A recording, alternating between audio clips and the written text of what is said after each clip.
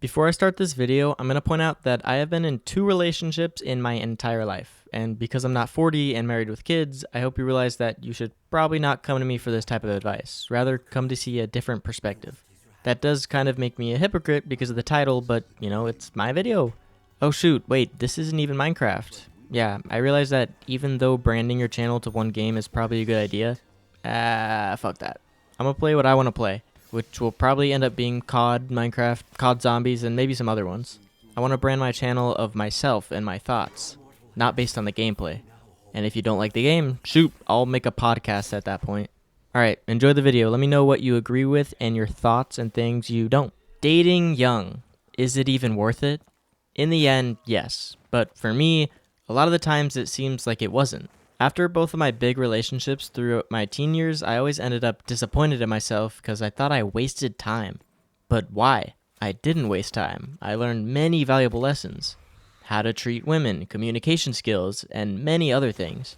But even though I knew I was generally better off after those experiences, the feeling of breaking up with someone at the time makes you rethink your whole life choices. Yeah, even at 16 years old. The sad reality of dating this young is that 99% of these relationships don't make it out of high school. And I think that's actually the best part of young dating. Before I even started talking to girls, I was super quiet all the time and just completely the opposite person I am now. I think that getting into relationships honestly helped me break out of my shell and become who I wanted to be.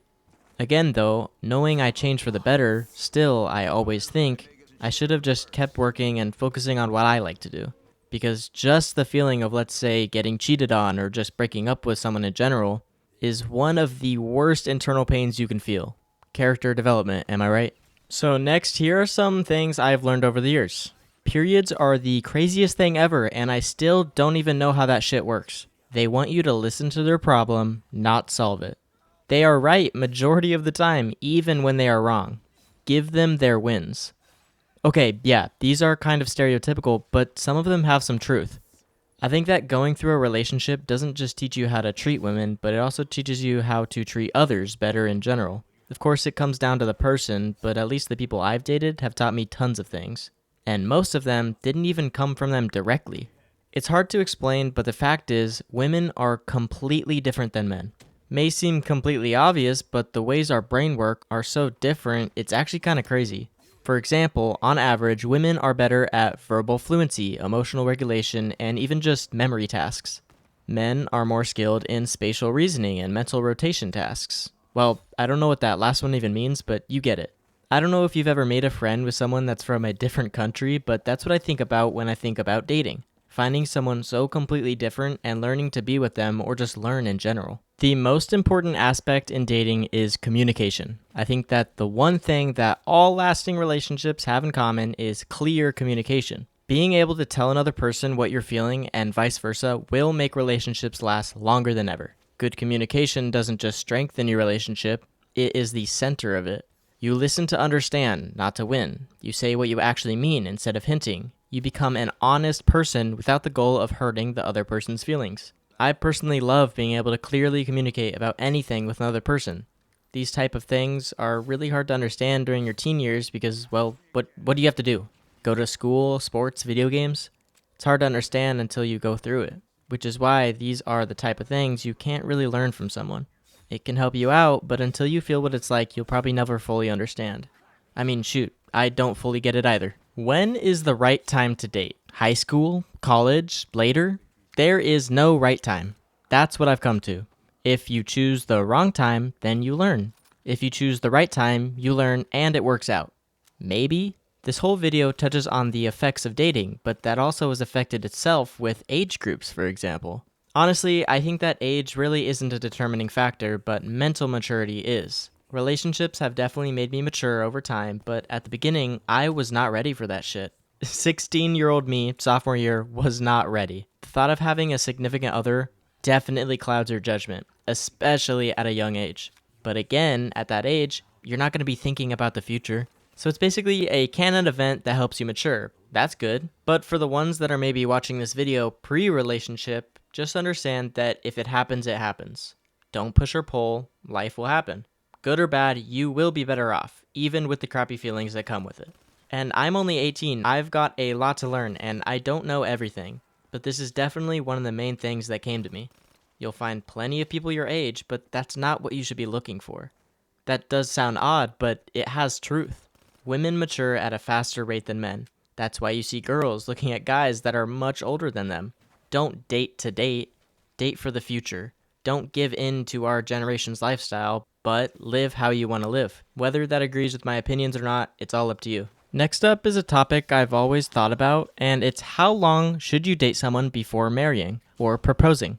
This is definitely a step up from anything else, and yeah, I've never married anyone, but if you date someone for under a year and you think it's a grand idea to propose, you're a psychopath. On top of that, if you propose right out of high school, you're a psychopath. And hey, I'm not saying this because I'm jealous, but holy shit, that's insane. You don't even really know the person fully, even after a year, and you're gonna propose?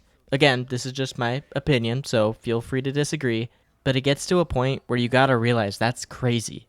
Unless some crazy sparks are flying or you're in a special situation, I can't rationalize marriage after months of dating. It took me months of just a talking stage to ask my ex to be my girlfriend. And people are doing that, but with marriage? Oh my god. I don't have the statistics for this, but I imagine there's some similarities from young marriage and divorces. Maybe, don't quote me on that one. But what I'm getting at is that you need to know the person. Find who they truly are, and if they are someone you really think will be your partner for life. That's one thing I think people are forgetting about nowadays. Vows aren't just some rinky-dink thing. They have meaning. Choosing to stay with someone till death does them apart is deep.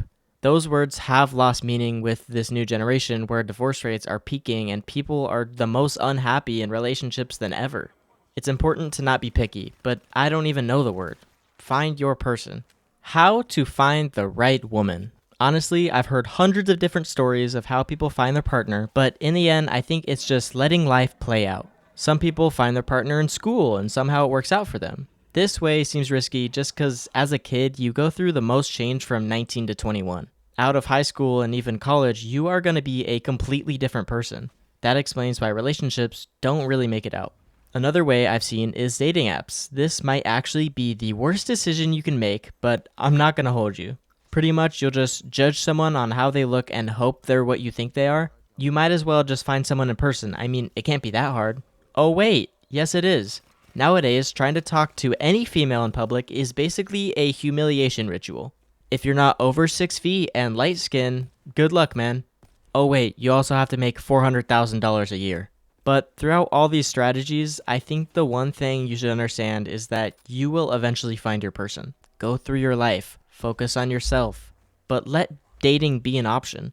Don't actively seek it out, but also don't be against it. Having a fancy car or trying your hardest to find someone will not truly work. The amount of gold diggers are everywhere, and the worst part is, they aren't getting to know the real you, and you aren't even showing the real you. Plus, I feel like getting into the wrong relationship early is so much worse than getting into a good one or nothing at all. One step further, having a kid, let's say 18 to 23-ish range, you are literally nerfing yourself. That all comes down to self-control, but that's not really the point of this video. Relationships will come, but stay focused and build your empire rather than risking it all for some girl. To sum this video up, wait to date. Honestly. If you're in high school, whatever, you do what you want to do, truly. But once you graduate, focus on yourself, focus on your businesses, and build yourself up.